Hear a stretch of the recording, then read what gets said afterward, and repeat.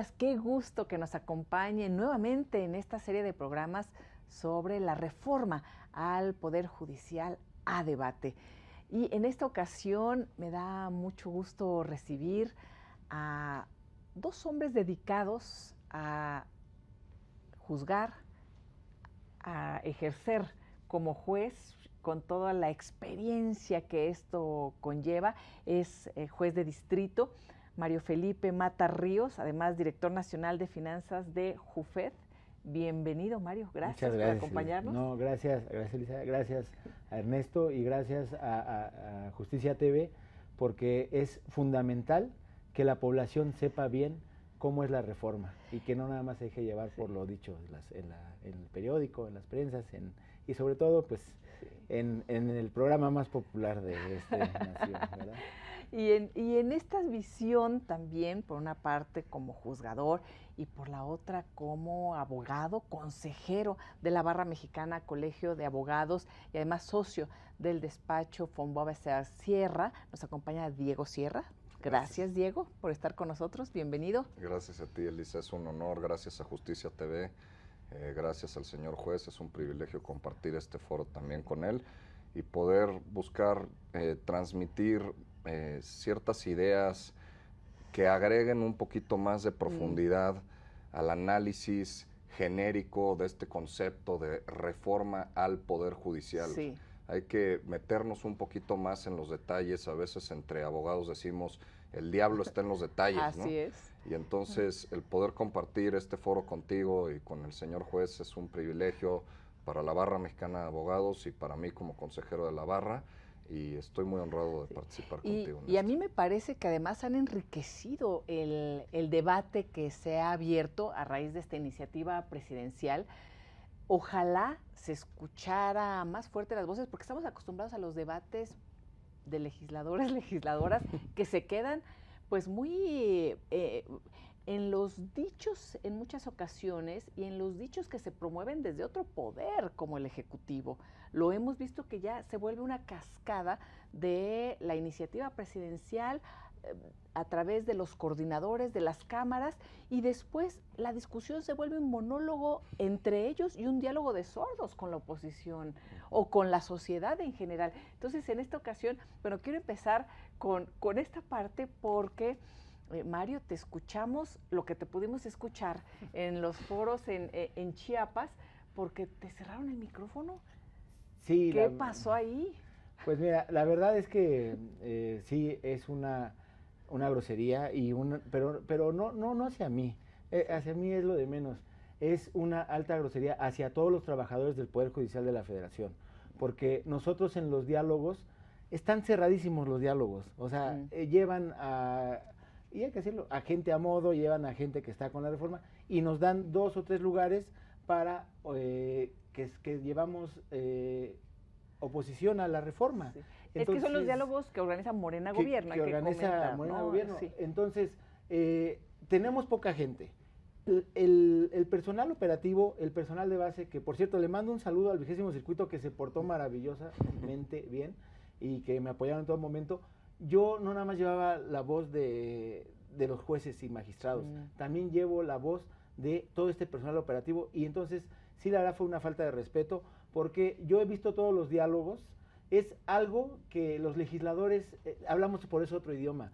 Nosotros cuando vamos a un foro, vamos igual que los abogados, vamos con todas las armas ya listas. Nosotros, y para ello tenemos estudiados, efectivamente. Yo vi todos los diálogos, ha habido participaciones de 15 minutos que no han interrumpido. Entonces yo llevaba mi discurso, efectivamente sí fue más de los 5 minutos, eran 8 minutos con 20 y tantos segundos, yo lo llevaba cronometrado. Sí, porque además estudias, practicas, así se venías preparado. Entonces me cortaron a los 6 minutos con 38 segundos, y me cortaron, ¿por qué? Pues porque les estaba haciendo incómodo. Les estábamos dando datos, como ellos dicen, de los datos, otros datos que nosotros tenemos, y que son públicos, y que son emitidos incluso por ellos, y que ya no les estaba gustando. Entonces, sí fue un ejercicio, la verdad, de censura, lo dije ya también en entrevistas, sí lo consideramos de esa forma, porque incluso si se hubiera dicho que en Chiapas no se iba a exceder los 5 minutos, hubo participantes que se excedieron hasta 10 minutos y a ellos no los cortaron. Entonces, ¿Cómo quién? Bueno, Sí, por pues ejemplo, Mario, ya... la ¿no? diputada de Morena, ¿no? La diputada de Morena que participó al Sí. final y que propuso muy bien lo del visor ciudadano, es una muy buena propuesta. Sí. Efectivamente, a ver, ciudadanía, quieren checarnos más, quieren, aunque lo hacen las autoridades que ustedes quieren checarnos, fue muy buena propuesta, o sea, independientemente de lo buena propuesta que haya sido o no, pero se tardó más de 10 minutos, ¿no? Y a ella no la en ningún momento le dijeron. El maestro Cárdenas se tardó más de 7 minutos y tampoco le dijeron nada. Entonces, sí fue un ejercicio de censura. Y otro ejercicio de censura, y no porque esté aquí, Miguel, Diego, perdón, a la barra mexicana no la han invitado a ningún diálogo. Nosotros, aquí lo decimos, ¿cómo se va a hablar de la reforma judicial? Y ahorita Diego lo va a decir perfectamente, si no los invitan a los abogados. A ver, si ellos son los que tienen de primera mano toda la información de qué es el Poder Judicial de la Federación. Sí. Ahorita nos platicas en otro momento, pero le cedemos la palabra a Diego porque comentas algo muy importante, pero nos vas a platicar qué no te dejaron decir. Sí, perfecto, pero ¿no? sí es importante, creo que Pero esto. Diego, ¿cómo que no los han invitado? Estamos empezando ahorita sí, con los temas de lo que estamos viviendo en el día a día. Sí. En un momento más profundizamos sobre la propuesta, sobre los datos y sobre pues tanta confusión también que se ha creado a partir de una estrategia de comunicación o propaganda desde el titular del Ejecutivo Federal. Pero ¿por qué no los han invitado? A ver, hemos tal vez la participación de la Barra Mexicana Colegio de Abogados no ha tenido la visualización y la exposición tan notoria que debiera tener para representar la voz del ejercicio profesional que acude a representar los intereses de la población ante la justicia. Y cuando digo ante la justicia, utilizo este término genérico a propósito, porque ante la justicia puede ser acudir ante un juez estatal en Chiapas, o puede ser acudir ante un juez estatal en Durango, en Nuevo León, en el Estado de México, en el propio Tribunal de la Superior de Justicia de la Ciudad de México, o promover algún amparo ante algún juez federal como el juez Mata, que está aquí con nosotros, ¿no? Pero el Consejo de la Barra Mexicana de Abogados ha hecho un esfuerzo consciente de buscar tener participaciones como la que generosamente nos abres tú en este espacio, y lo que busca es ofrecer una perspectiva técnica, jurídica, apolítica. Es muy importante aquí buscar transmitir un mensaje que sea carente de dogmatismo político y de ideología. Lo que quiere la Barra Mexicana de Abogados es buscar poner sobre la mesa del debate público ideas que propicien el progreso, el avance y la mayor profundidad en la impartición de justicia, con independencia de banderas políticas. Ante un tema tan delicado como la manera en la que se imparte justicia para las 130 millones de personas que tenemos el privilegio de vivir en este hermoso país, hay que buscar bajarle el contenido político y elevarle el contenido de justicia, el contenido técnico, jurídico, y eso es lo que busca hacer la Barra Mexicana de Abogados a través de su consejo, en el que tengo el privilegio de servir como consejero. Ahora, es complicado porque las voces de los políticos y de las políticas, y sobre todo de un partido en el poder en donde se asume de uno solo, ¿no? Tampoco, más allá de los riesgos de quebrar la división de poderes, también se ha ido quebrando la relación entre gobernantes y partidos y sus partidos políticos. Entonces se asume, por ejemplo, el presidente como un líder del partido, y eso antes lo discutíamos y ahora ya parece tan normalizado, pero esto permea al legislativo y entonces tiene toda esta carga política, Diego, que comentas. ¿Cuáles son los riesgos de tener una iniciativa más con este tenor político que realmente de búsqueda de justicia o técnico? De hecho, ese fue uno de los motivos que yo dije en el discurso, porque yo decía, a ver, ahorita estamos teniendo una relación y una participación peligrosamente constitucional entre la mayoría del legislativo, que es Morena, con el presidente de la República. No se está viendo esta cuestión de división de poderes. Prácticamente se está estableciendo que es la misma situación el Ejecutivo y la mayoría del Legislativo. Exacto. Y lo expuse hasta en las mejores familias, en las familias más amorosas, en todo. No, los puntos de vista no son iguales. Sí. Hay diversas opiniones. Pero no además es los posible legisladores tendrían que responder a la ciudadanía que votó por ellos y no a su presidente, y digo su presidente porque lo asumen así como de su partido, ¿no? Entonces vemos que es un monolito la propia bancada de Morena y aliados. Y a mí no me cae en la cabeza que ningún diputado no piense diferente. O sea, yo podría entender que están con el proyecto y que pero que no puedas pensar diferente es donde es peligroso constitucionalmente. Y entonces, al ser peligroso constitucionalmente, es indispensable que el Poder Judicial tenga esta independencia.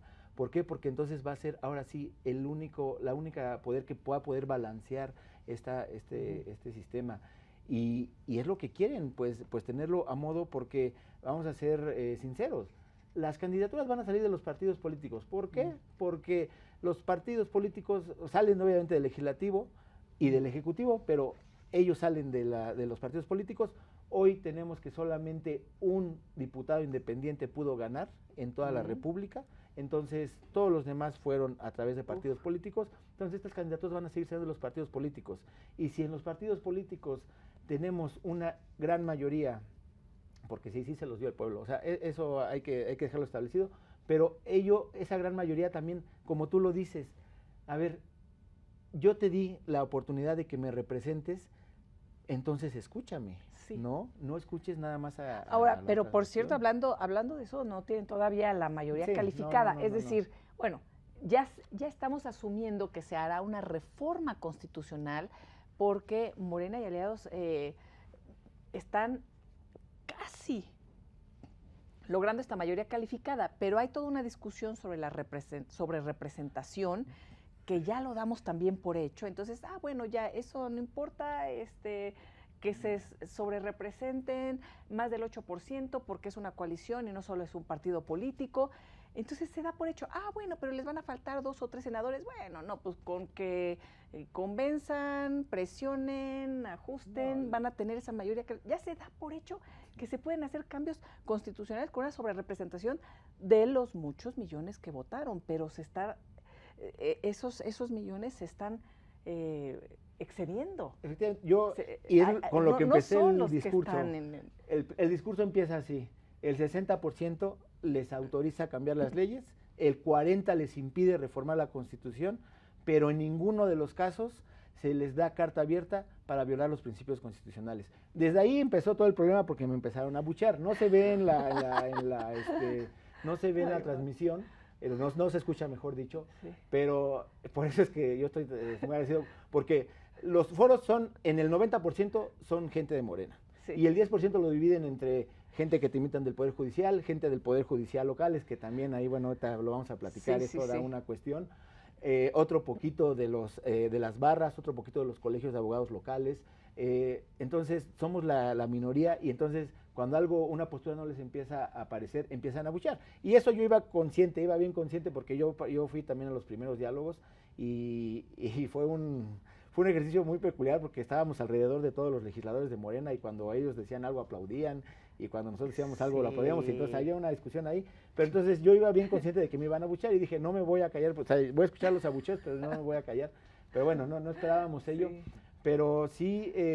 no, hay que dejarlo claro, todavía no tienen la mayoría calificada, incluso en diputados, porque hay que ver la situación, habrá que ver las interpretaciones que haga el Tribunal Electoral, pero no se puede dar por un hecho que la reforma, que ya tienen la mayoría calificada para la reforma de la Constitución. Por lo pronto, mientras realizamos este programa, estamos charlando sobre el tema, no la tienen, hay que esperar, pero bueno, sin embargo, estamos viendo estas propuestas que se dan por hecho, y además estas propuestas en donde la pregunta es, ¿le van a quitar una coma o no a la iniciativa presidencial? Y hace unos momentos fuera de Ecuador tuvimos, bueno, ya estaban charlando en temas interesantísimos que se nos van a quedar aquí en el tintero. Vamos a necesitar un programa 2 sobre el tema, pero sí, Diego, comentabas que desde el inicio de la iniciativa presidencial, tú ¿viste ahí algunos temas que no están claros, algunos errores o algunas imprecisiones o de plano, pues algunas mentiras o verdades a medias? Veo, Elisa, cosas que me llaman mucho la atención, en particular cierta referencia en donde la iniciativa presidencial establece que desde los años, y aquí cito, desde los años 90, la población mexicana ha señalado que no confía en los tribunales, jueces y magistrados. Y me parece... Eso dice Morena Gobierno, o sea, bueno, la iniciativa presidencial sí, que asume todo Morena y aliados. Correcto, me parece peculiar, me parece, más bien, más que peculiar, me parece altamente riesgoso arrancar una discusión, un análisis, una reflexión tan delicada como la reconfiguración de la administración de justicia de nuestro país en base a aseveraciones tajantes absolutas, tan poderosas, pero tan peligrosas y tan radicales. ¿Qué pasa en los 90s? Se terminan de consolidar los cimientos que autorizan la transición pacífica de nuestro poder por vía democrática.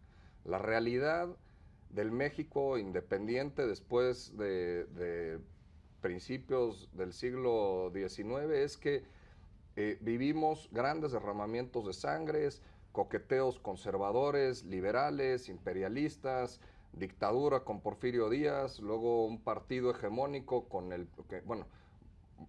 varios años de derramamiento de sangre después de la Revolución Mexicana, consolidación del sistema político a través del partido hegemónico priista, y por primera vez en la historia de nuestro país hay transiciones civilizadas de poder sin derramamientos de sangre a partir del año 2000. Entonces, y me refiero primordialmente al Ejecutivo, por supuesto que tenemos los antecedentes previos entre el 94 y el 2000, donde hay transiciones de la pérdida de mayoría legislativa por el PRI a nivel legislativo, ¿no? Pero lo peculiar es engarzar esta aseveración de desconfianza poblacional y ligarla a los 90s y luego contrastarlo con los hechos reales, que es desde finales de los 90s surgen estas transiciones pacíficas de poder, de las cuales Morena es producto. Morena hoy está en el poder porque existieron esas transiciones pacíficas de poder.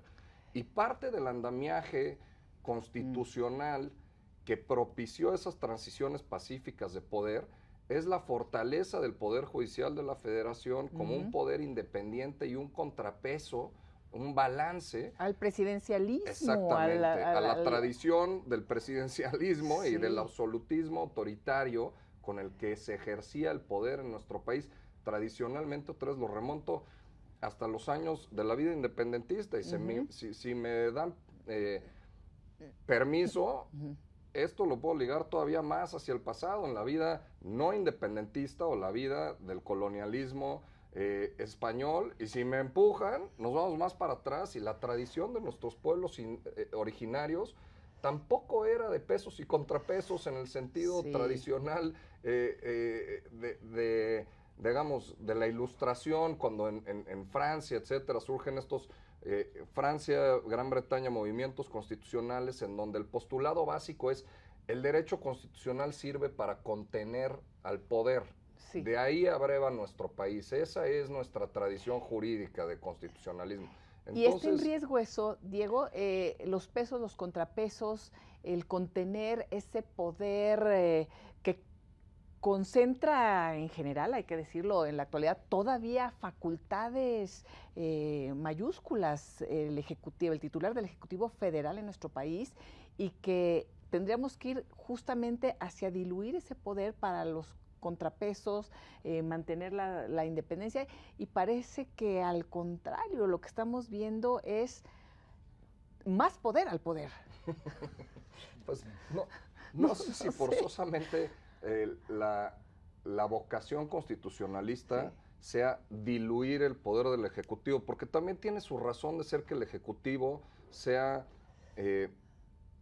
digamos, la columna vertebral del ejercicio del poder, por utilizar una metáfora muy simple, porque es muy compleja nuestra sociedad, porque hace falta regulación, porque hace falta flexibilidad, porque hace falta capacidad de toma de decisiones. Está bien, tiene su razón de ser que el Ejecutivo preserve probablemente una posición esas facultades. muy relevante en el ejercicio del poder. Pero el legislativo debe buscar provocar un diálogo entre la población y el ejercicio del Ejecutivo a través de su orden de aplicación de la ley, del mandato que deriva de la Constitución. Independiente. Debe ser un poder independiente. Debiera ser independiente.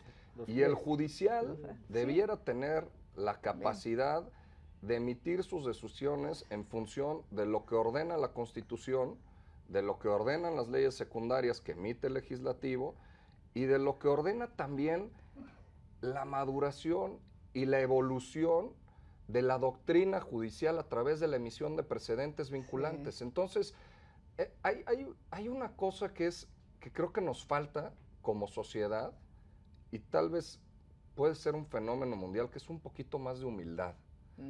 Y humildad en reconocer que somos herederos de grandes tradiciones que llevan bordándose decenas de años, y es muy apetitoso como mensaje político decir, aquí viene a rajatabla y vamos a cambiar todo porque lo del pasado es para tirarse a la basura.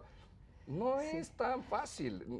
Entonces, yo creo que nada más para cerrar la idea, aseverar que desde los 90s hay una insatisfacción a rajatabla de la población con la manera en la que se imparte justicia en nuestro país, creo que es un postulado riesgoso, peligroso y alejado de la realidad. Y luego pienso que es importante que si es que va a venir, como parece que va a venir, una reforma de la manera en la que se administra justicia en nuestro país, que se propicie un diálogo entre las personas que han dedicado su vida a esta faceta de la vida pública, que es la administración de justicia. Y ahí diría dos componentes básicos. Aquellos que administran la justicia, son las juezas, los jueces, por supuesto de magistrados, ministros, etcétera, por genérico, juezas y jueces, y también los abogados que representan las causas y las abogadas que representan las causas de las personas y las empresas que requieren impartición de justicia. Bueno, y en este tema me parece también muy importante tener esa humildad de reconocer que, por supuesto, no sabemos todo sobre un poder cuya esencia no es estar en los medios de comunicación y que son lenguajes muy técnicos, y entonces es muy fácil que pues se engañe a la población, que se engañe, que para empezar, hablabas de la administración de justicia, y vemos que hay una gran confusión en la administración de justicia y en la procuración de justicia. Correcto. En donde hay una confusión entre lo que hacen las fiscalías y lo que hacen los jueces, y creo que eso lo han utilizado en esta iniciativa de una manera, pues no sé si intencional o no, pero hay una confusión ahí entre por ejemplo, la corrupción o la impunidad, cargarla a un poder judicial, y sobre todo un poder judicial federal. O sea, hay ahí un engaño sutil o muy claro. Como se dice en palabras coloquiales, porque a veces no nos entienden los tecnicismos jurídicos. A ver, como se dice, nos quieren cargar el muertito de todos los problemas. Sí. ¿No? O sea, y es algo que ellos no quieren asumir. A ver, incluso con las razones que dan para reformar, pues son cuestiones que también ellos las han generado. ¿Por qué? Porque empezamos primero con la cuestión de impunidad. Sí. La impunidad es totalmente de la Procuraduría, de las fiscalías en estos momentos. ¿Por qué? Porque que formaron parte del Ejecutivo Federal, de los Ejecutivos Federales, y se supone que ahora son autónomas. Que es se supone. Pero al final, de todos modos, incluso entre su cuestión, pues siguen perteneciendo a la Administración Pública Federal. Siguen siendo. Entonces, parte de. Sí, aunque son órganos autónomos, pero bueno, de todos modos, pues desde la designación del Ejecutivo y de Federal. toda la cuestión, el presupuesto, o sea, toda esa cuestión, no hay una independencia total, ¿no? Y entonces, desde ahí empieza porque, a ver, ciudadanía, el juez no puede conocer un asunto penal si no se lo pone a la vista el fiscal. Eso está en la Constitución, y no es que el juez se lo esté inventando yo no quiero conocer porque yo no quiero conocer los asuntos penales. Entonces, si al juez solamente le está llegando el 3% de todos los delitos que hay en el país, pues la impunidad no la genera el Poder Judicial de la Federación. Todo se queda en las fiscalías. Efectivamente, ese es el primer problema. O la gran mayoría, no todo, bueno, todo, pero ese todo. gran porcentaje. De aquello que es denunciado. De lo que Incluso es de lo que aparte es denunciado, porque hay muchísimas cosas que no se denuncian, o sea, Sí. pero de lo que sí se llega a denunciar, Sí. solamente el 3%. Después, el retraso, y creo que nos lo van a decir, el retraso en el Poder Judicial de la Federación es mínimo. Evidentemente llega a haber uno que otro asunto que por su complejidad de integración del expediente hace que se lleve un poco más de tiempo. ¿Qué digo complejidad? Las pruebas periciales. Las pruebas periciales no es que las pueda desahogar yo en 2 días, o sea, se necesitan estudios, se necesita analizar, y eso es lo que conlleva un poco más de situación. Pero el Poder Judicial es muy rápido, y la justicia laboral es un ejemplo clarísimo. Más de 4 años se tardaban antes los asuntos en salir. Hoy se están tardando un promedio de 6 meses, pero hay asuntos que hasta en 3 meses están saliendo. Sí. Entonces, eso también no es atribuible al Poder Judicial de la Federación, y es atribuible ¿a quién? A los tribunales locales y a los tribunales administrativos también. Y agregaría un factor al que menciona el juez vinculado con la práctica estrictamente penal. El que existan personas que pudieran ser culpables, libres o no condenadas, tampoco es atribuible al Poder Judicial de la Federación. Es cuando atribuible se sueltan a los criminales. Pues sí, que no están bien presentados los casos, y a otro principio elemental de justicia, que es la presunción de inocencia, y ese principio nos protege a todos como ciudadanos. Si llega una acusación en contra mía o en contra de cualquiera de los que estamos aquí reunidos, la Constitución presume que somos inocentes hasta que no la Fiscalía logre probar ante un juez con argumentos y con evidencia que somos culpables más allá de una duda razonable. Entonces, si los jueces bajo este estándar no condenan necesariamente a las personas a las que acusan las fiscalías, también el error muchas veces está en las fiscalías. Y luego, ¿por qué las fiscalías tienen a veces incapacidad de presentar los casos? Porque no están bien capacitadas, porque no tienen suficientes recursos humanos y materiales. También hay que abrir ese debate. Queremos una justicia más eficiente, queremos menos corrupción, queremos menos impunidad. Hace falta invertir en más y mejores fiscales y más y mejores auxiliares de la justicia para las fiscalías, periciales, policías de investigación. Entonces, el tema, por eso decía al principio, el diablo está en los detalles, se desdobla en unas facetas de complejidad tremendas. A ver, Diego, Mario, yo les voy a preguntar antes de la pausa, lo piensan y lo platicamos, si la gran impunidad se encuentra en las fiscalías, si la gran corrupción está entre los políticos, en policías, en todas estas autoridades que no tienen que ver con el Poder Judicial Federal, en donde, por supuesto, si hay, también hay que atacarla, y ahorita me platican, pero si toda la gran corrupción está acá, y son estos los que están proponiendo debilitar o seleccionar a sus jueces, a sus juezas, ¿cómo vamos a quedar la ciudadanía? ¿En medio de quién? Vamos a hacer una pausa y volvemos.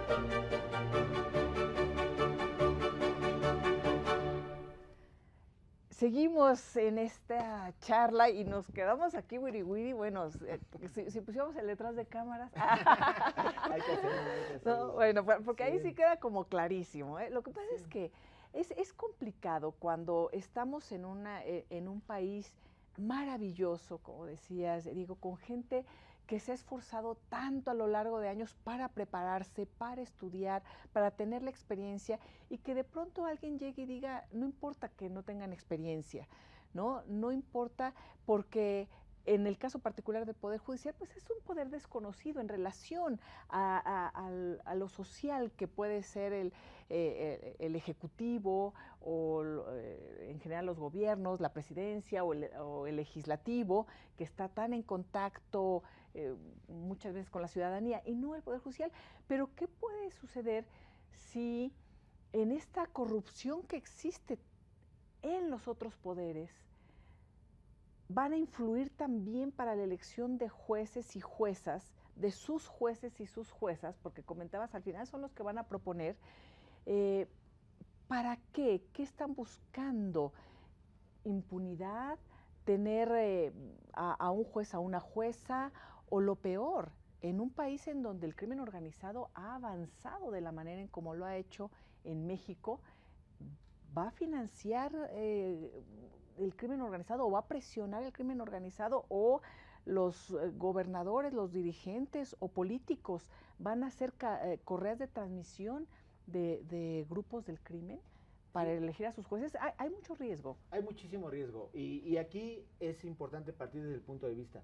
El Poder Judicial de la Federación no es corrupto y los jueces y magistrados menos. A ver, pero ¿qué pasa cuando dice el presidente de la República, miren, ya liberaron al hijo del Marro, miren, ya liberaron a César Duarte, miren, ya liberaron, bueno, no sé si lo dijo, pero creo que sí, no, o pone estos ejemplos, están liberando a delincuentes. Sí, pues es una cuestión que él, insisto, le quiere echar la culpa al poder que le ha puesto el freno, y no es autocrítico de que si se libera a una cuestión, pues como lo dijo Diego, a ver, es que en el país se cambió el sistema penal hace no mucho, o sea, en este milenio, ¿sí? digamos. Sí. Entonces, al acusatorio. Al acusatorio, ¿no? Veníamos de un inquisitivo al acusatorio, donde todos los actores políticos estuvieron de acuerdo, inclusive el que hoy está en Palacio Nacional, ¿no? Entonces, ¿cuál es el principio fundamental del sistema, la presunción de inocencia, del sistema que está bien? La presunción de inocencia. Bueno, no, porque sin está bien, pero la presunción de inocencia básico de un país civilizado. ¿Qué debe de existir en cualquier presunción de inocencia? Pues que no está permitida la prisión preventiva oficiosa, porque si no, entonces es una contradicción. Yo te presumo inocente, pero mientras te tengo en la cárcel. Te presumo inocente, ¿no? Mientras estás en la cárcel, ¿no? Estás en la cárcel. Pero además, volvemos al tema de las fiscalías, porque ahí lo que sucede es que la fiscalía acusa sin pruebas y entonces puede meter a la cárcel a quien se le pegue la gana, inocente, y los gobiernos decir, ya metimos a muchos malos a la cárcel. No, es que no está comprobado. Esa es la prisión preventiva oficiosa. No ha comprobado porque no ha hecho su trabajo la fiscalía para decir, estas son las pruebas, juez. Pero además, tampoco justifica la prisión, porque, a ver, que no exista la prisión preventiva oficiosa, la Corte Interamericana te ha dicho, no puede existir porque eso viola totalmente el principio de presunción de inocencia. Sin embargo, se sabe que hay delitos y hay, sobre todo, circunstancias que sí generen que deba de seguirse el procedimiento en prisión preventiva. La justificada. Pero ¿cuál es el problema? ¿Quién debe de justificar la prisión preventiva? El juez. La fiscalía. No, la fiscalía. La fiscalía. No, perdón, pero la fiscalía debe lograr convencer al juez. La fiscalía debe lograr convencer al juez. La decisión será del juez. La decisión será del juez, eso. pero ¿quién la debe de justificar? La fiscalía. Exacto. La fiscalía tiene que justificarla, pero el juez debe decir sí. La califica. Es decir, las fiscalías en la prisión preventiva justificada necesitan al juez. Entonces, les estorba a las fiscalías la labor de los jueces y de las juezas, porque dicen... Y les estorban los principios constitucionales, porque entonces, a ver, ¿qué es lo que me obligan a hacer mi trabajo? Y a justificar el por qué la cautela, a justificar que efectivamente tienen los elementos económicos, sociales para poder huir, que no tiene un apego a la población y que por lo tanto se va a ir. Que entonces, todo eso ellos están en posibilidad de hacerlo, pero ¿cuál es el problema? Otra vez volvemos a la deficiencia de que no están preparados para hacerlo. ¿Y qué es lo que ellos dicen? No, pues entonces dame la prisión preventiva oficiosa, porque ahí yo lo único que necesito es acreditar que el delito es dentro del catálogo en los que se encuentra esta situación. Pero ahora, el Poder Judicial no fue y le dijo a la Corte Interamericana, yo quiero apegarme a ti, Corte Interamericana, recíbeme. Lo hizo el Ejecutivo y lo ratificó el Legislativo. Pero ahora quieren que ellos sí se vieron. ¿Y por qué lo hacen? Vamos a ser sinceros. Ese es un gran problema que tiene México. Se firman tratados y se ratifican a veces sin conocerlos, a veces sin conocer las consecuencias y también sin ver cómo somos como sociedad, ¿no? ¿Por qué? Por la foto, ¿no? Porque quiero salir en que yo ratifiqué ya este convenio, quiero todo, pero ahora, ¿sabes qué? Yo sí quiero salir en la foto, yo quiero suscribir el convenio, pero quiero que tú, judicial, no lo apliques porque entonces me está afectando porque ya no estoy de acuerdo. ¿no? Es el caso de la prisión preventiva oficiosa, en donde ya dijo la Corte Interamericana, México, o sea, esto no, la prisión preventiva justificada es correcta, pero necesitas esta aprobación del juez cuando lo justifique la Fiscalía. Sin embargo, está bien que la Corte Interamericana participe, en que los organismos internacionales, como está la situación en México, no, qué bueno que pues nos obligamos, lo que pasa es que nos obligamos nosotros, o sea, no nos pusieron una pistola y la Corte, la Comisión Interamericana de Derechos Humanos, y nos dijo, te apegas al sistema interamericano. Fue el presidente y fueron los Fuimos legisladores quienes Y estuvieron de acuerdo. mucho del fenómeno que describe el juez, a mí me lleva a todavía convencerme más de la complejidad de la discusión. Las fiscalías son servidoras públicas, son personas que, están integradas por servidoras públicas, por personas que tienen una vocación de entrega de su vida y la mayor parte de su tiempo a la población, a personas en necesidad de impartición de justicia, igualito que como el juez. O sea, yo creo que hay pocas personas que se merecen un reconocimiento tan honorable de su labor como el juez y como las personas que están en las fiscalías. Ahora, ¿por qué muchas veces hacen su trabajo de manera deficiente? Porque no tienen recursos, porque no tienen capacitación, porque no tienen sueldos dignos, porque no tienen, es más, no solo dignos, sueldos decorosos. Una de las cosas que están aquí en la iniciativa, a mí me preocupa muchísimo, que es todos los jueces, magistrados y ministros de la Suprema Corte van a tener como tope el mismo sueldo que el presidente de la República. Y el presidente de la República, pues puede ahora, ante esta profundidad de ejercicio del poder que tiene y tanta flexibilidad con la que ejerce el poder, puede reducirlo, fantástico. Sí, porque pero a él tiene no le cuesta, otros... a él no le cuesta su vida cotidiana, no paga renta en Palacio Nacional, no paga sus alimentos, no paga sus viajes, no ni paga lo de gasolina. Bueno, en fin, tiene también entonces eso, perdón, nada más, extrapolando este factor a la faceta que describía hace unos momentos el juez en relación con las fiscalías, pues es un despropósito. Vayámonos a decir las cosas con todas sus palabras. Hace falta que como sociedad mexicana invirtamos más en las fiscalías, en las agencias de investigación. La doctora Sheinbaum, la presidenta electa, una de las cosas que a mí me parecieron muy alentadoras de lo que escuché en los debates fue que dijo, vamos a invertir más en mejores y más capacitados policías. Fantástico, yo lo suscribo ahorita mismo, pero también que invirtamos más en mejores y más capacitadas personas que trabajan en las fiscalías, que puedan presentar mejor sus argumentos para que cuando lleguen con personas como el juez, tengan la capacidad de decirle, señor juez, esta persona que yo vengo a acusar de que es parte del crimen organizado, se merece que usted le imponga estas medidas cautelares, tal vez no necesariamente prisión preventiva justificada, pero sí, póngale un brazalete y que usted, que es el responsable de la libertad de esta persona, pueda saber a través de ese brazalete en dónde está y que venga a firmar ante su señoría una vez a la semana. Pero es que ese nivel de debate está completamente ausente, entonces hace falta más recursos. Déjenme nada más mencionar un ejemplo adicional al punto de los recursos. Y aunque esto yo sé que es poco popular y que es digamos, antagónico a uno de los estandartes más ilustres con los que se ha tratado de impulsar esta iniciativa, el tema del recorte presupuestario y de la reducción de sueldos. Eso es un error. Déjenme darles un ejemplo tangible. Singapur, más o menos en la década de 1950-60, era un pantano de corrupción. Hoy es de los mayores destinos de inversión en todo Asia del Este. ¿Por qué? Porque tienen un sistema de justicia de primerísimo nivel y porque están siempre listos para captar inversiones y para recibir mayor dinero. El presidente dice, primero los pobres. Yo estoy de acuerdo con el presidente.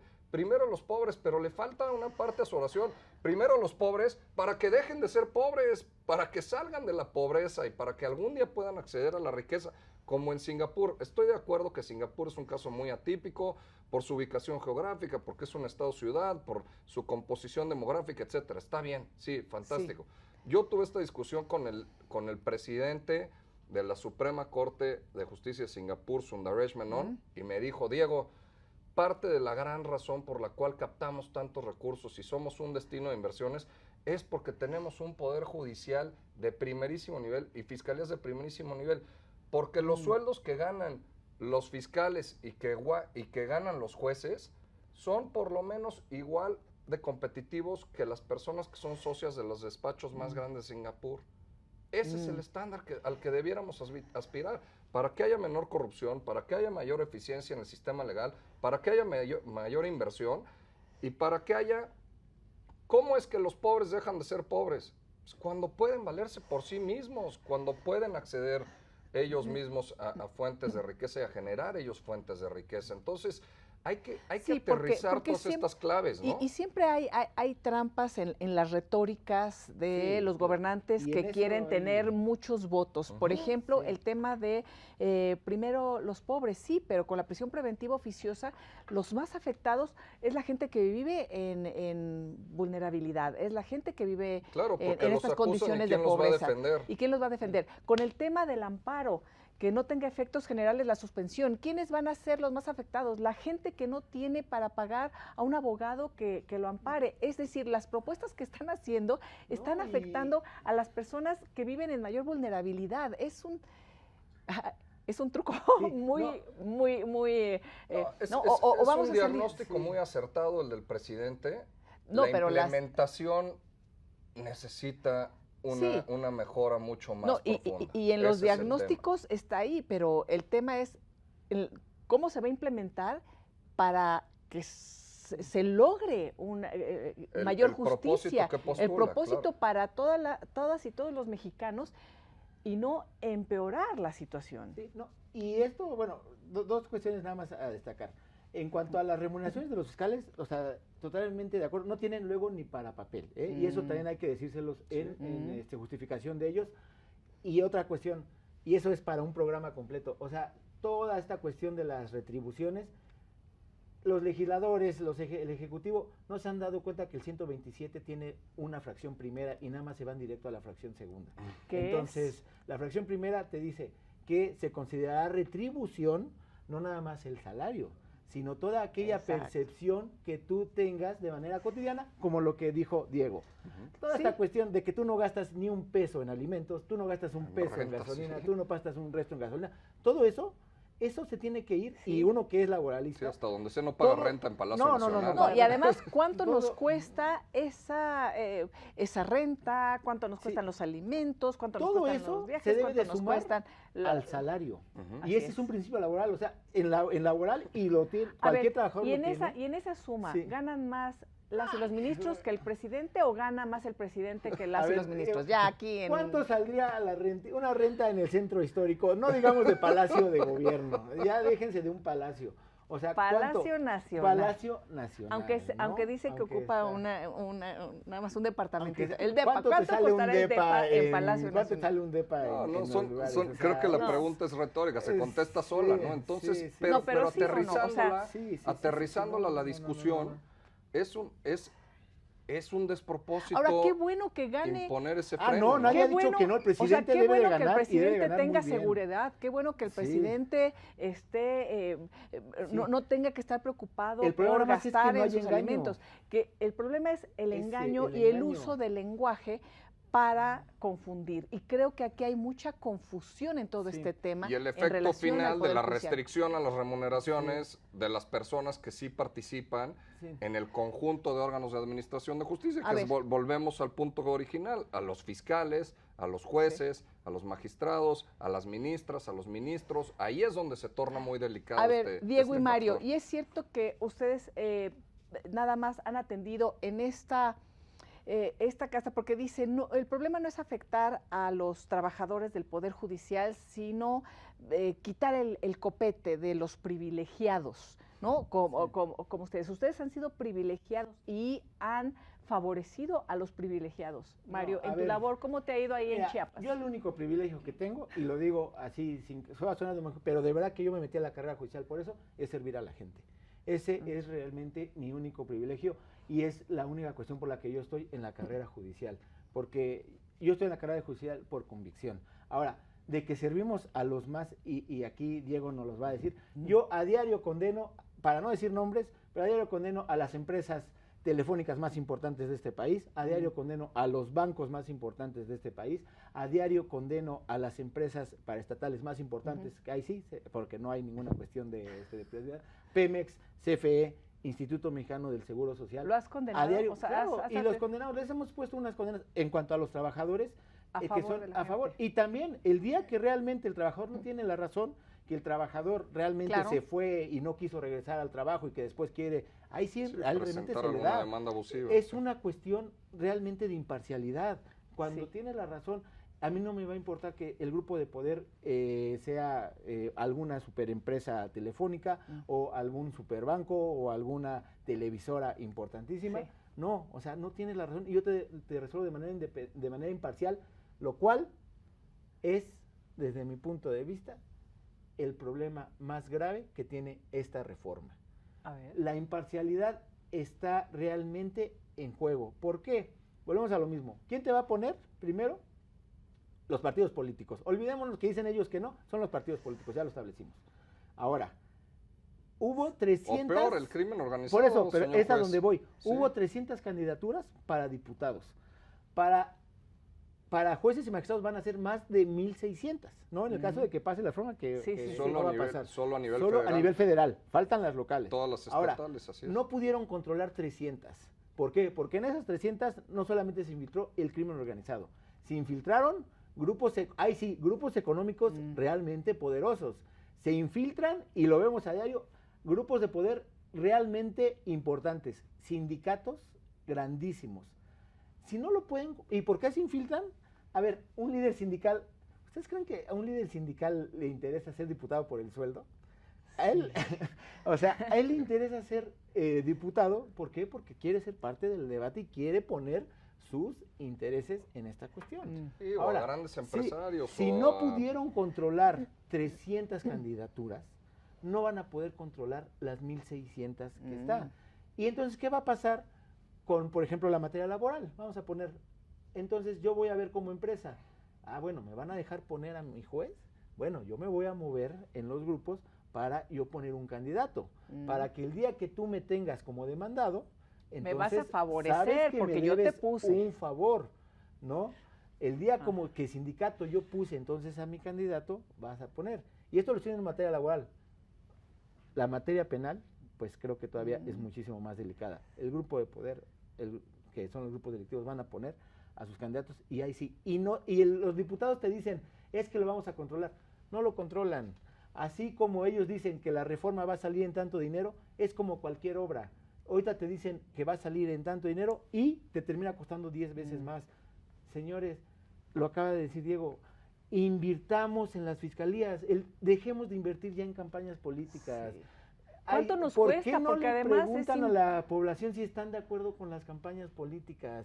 La población ahí sí les va a decir que no. Oye, ese dinero, ahí sí hagan esa encuesta. Oye, o ¿en dónde ven más corrupción? ¿En los jueces o en los ministerios públicos o en los policías o en los diputados? Digo, ya que están haciendo las encuestas de qué tan... Sí, qué tan... Creo que hay que retomar uno de los factores que estaba destacando el juez Elisa, que es la complejidad al aterrizar esta reforma a la realidad de la impartición de justicia, que es, hay cientos de miles de expedientes donde empresas, sindicatos, personas físicas, madres desprotegidas, mujeres abusadas, madres a las que no les pagan alimentos, niños abusados, están esperando a que les emita los poderes judiciales una sentencia. El día de hoy. El día de hoy. O sea, lo que plantea esta reforma, para efectos prácticos, eventualmente va a ser casi una paralización de la impartición de justicia a nivel nacional, porque no estamos hablando, la reforma no habla exclusivamente de los 1,600 juzgadores y juzgadoras del Poder Judicial de la Federación.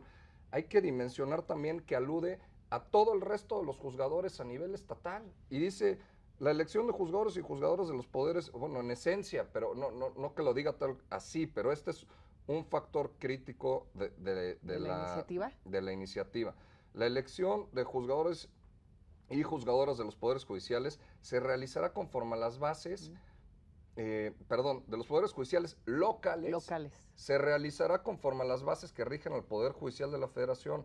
Las modalidades de elección y la duración del encargo deberán regularse por las constituciones y leyes locales. Y el Congreso de la Unión y las legislaturas locales tendrán 180 días naturales para adecuar la legislación federal y constituciones locales a la reforma. Mientras tanto, se aplicará directamente la Constitución. ¿Cuántos juzgadores hay a nivel país? ¿Qué? ¿40,000? Más o menos, juzgadoras y juzgadores. Incluidos los poderes judiciales, o sea, dentro de la AMIR, la Asociación Mexicana de Impartidores de Justicia. Habrá? Candidaturas serán como 40,000. Realmente vamos a estar hablando de 40,000 posiciones que necesitan someterse a confrontación de candidaturas de personas que aspiran a ocupar ese cargo público. O sea, es una vamos a votar por quién sabe quién sabe cuánto tiempo nos va a tardar votar por esta cantidad de gente. Pero eso no es lo peor. Tú no votas por el candidato nunca, ¿eh? Y de repente van a llegar estas nuevas 40,000 personas a resolver todos estos cientos de miles de expedientes que les estoy mencionando. O sea, el juez vale no solamente por su criterio respecto de la aplicación del caso concreto, sino por el acervo mental que ya trae del estudio de todos los asuntos que él administra. Y así todos sus pares. O sea, personas que nos estén viendo, que nos estén escuchando, ¿tienen algún caso en los poderes judiciales, en el Poder Judicial Federal, en los poderes judiciales locales? Pues hay que preocuparse. Efectivamente. Pero además no solamente que lo tengas. El humano es problemático, ¿no? Entonces, o sea, ¿cuánto van a ojalá que nunca tengas que llegar al Poder Judicial. ¿Por qué? Porque eso significa que no tienes problemas con nadie, ¿no? Sí, ojalá. O sea, eso es de verdad que ese es mi deseo más grande, que no nos conozcan. ¿Por qué? Porque eso significa que no tienes problemas. Pero seguramente los vas a tener algún día. ¿Por qué? Porque es inevitable, ¿no? A la esencia del humano. Y ese día entonces nos vas a conocer. Si no es que te siembran algo por ahí, imagínate, porque también no. Porque lo que sí quería plantear, Elisa, es, a excepción del presidente de la República, y en este caso de la presidenta de la República, uno no vota por el candidato. Uno vota por las propuestas. Sí. ¿No? Si a ti, si tú vas a votar por el presidente municipal, tú vas a votar por el que te dice que te va a pavimentar tu calle, ¿no? ¿Por qué? Porque ese es el que te está prometiendo pavimentar la calle, ¿no? Por más que el otro perfil sea un super economista que tiene una administración y una carrera en la administración pública impecable y todo, a ti te interesa en ese momento que te pavimenten tu calle. Vas a votar por que te pavimente la calle. Y vas a pavimentar porque te pavimente la calle. Sí, ¿qué va a pasar con los jueces y magistrados? Nosotros no podemos salir a dar promesas o sea, yo me he puesto, y de verdad que a veces no puedo dormir. ¿Tú qué prometerías si estuvieras en campaña? Yo lo único que puedo prometer como campaña es aplicar los principios constitucionales. Claro, pero imagínate, yo no puedo prometer nada más. Otorgamientos abreviados de amparo. Imagínense, bueno, o sea, eso, ¿no? Y mi trabajo. Perdón que lo diga, es que realmente es muy bizarro. ¿Qué podría prometer un juez que entra en campaña? Libertades. O sea, imagínense que van a proponer libertades. Imagínense que van a proponer condenas a patrones. ¿Sabe qué va a pasar? Que va a ganar, ¿no? El que diga, ¿por qué? Porque voy a poder hacer en mi trabajo lo que yo quiera. ¿Y saben qué? Podamos pensar en un momento, pues qué padre, ¿no? Estamos protegiendo al más débil. ¿Saben qué implicación económica va a traer una de estas cuestiones? El patrón, ¿qué va a decir? Mira, mijo, sí, me está yendo muy bien, yo no quiero estar con este juez. ¿Por qué? Porque yo no voy a tener control sobre mi empresa. Y no solamente control, mi empresa va a dejar de ser productiva. ¿Por qué? Porque como ya les prometió un juez que él de todos modos me va a condenar, pues entonces, ¿sabes qué? Se pagan un año de salarios caídos, pues entonces yo me voy a ir un añito para que me reinstalen en un año, yo le voy a decir al juez, y entonces yo ya tuve becado un año, y tú como patrón y como empresa, entonces te estás viendo perjudicada. Esas son las promesas. Y convierte la impartición de justicia en un juego político. En una repartición de prebendas. En vez de impartición de justicia, pues bueno, ¿repartición de qué? ¿De favores? Ahora, de otra injusticias para para los más vulnerables nuevamente, para quienes no tengan el contacto político, para quienes no tengan el dinero, para quienes no tengan la capacidad de promover la campaña de alguno de los jueces que va a quedar. Imagínate, estamos en la época de retos, ¿no? De que vivimos en el TikTok, de que vivimos en el Instagram, y que ahora el reto es, imagínate que el día de mañana vas a tener que ser el reto es ser juez de distrito, ¿no? Cuando empiecen las campañas. Influencers que seguramente debe de haber alguno que sea licenciado en Derecho, va a salir y ahora mi reto es, y va a empezar a hacer sus circos, sus campañas, todo, el primer día que esté sentado frente a un expediente y frente a una de las partes, ¿cómo le va a resolver? ¿Con qué capacidad le va a resolver?